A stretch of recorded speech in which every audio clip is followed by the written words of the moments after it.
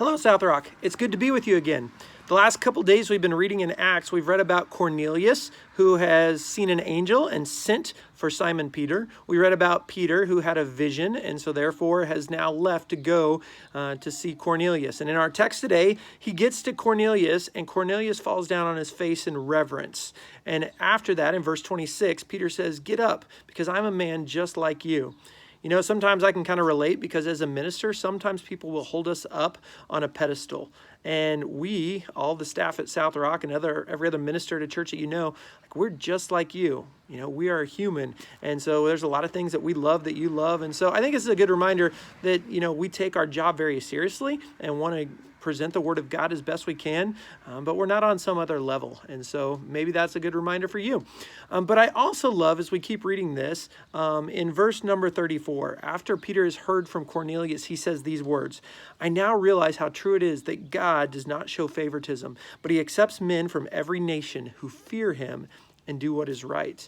I think there's a couple good things in there. Number one, this idea that God doesn't show favoritism.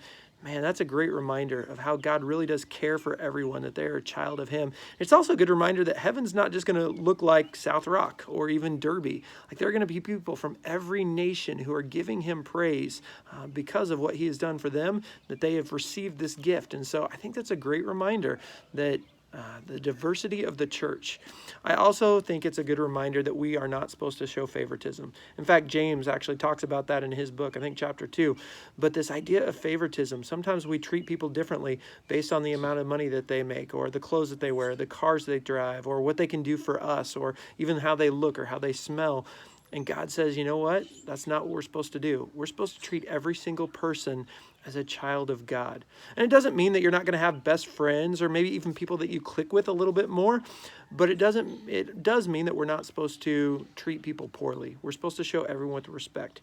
And so maybe today, simply pray, God, help my heart to be one that shows everyone respect, that I see every single person as a child of God. And maybe it's not even everyone that you come in contact with, but everyone's social media that you read, or every, message that you hear from media or whatever it might be.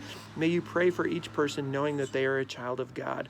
So don't show favoritism, and let's look forward to the diversity that we're going to have in heaven. Have a great day, South Rock.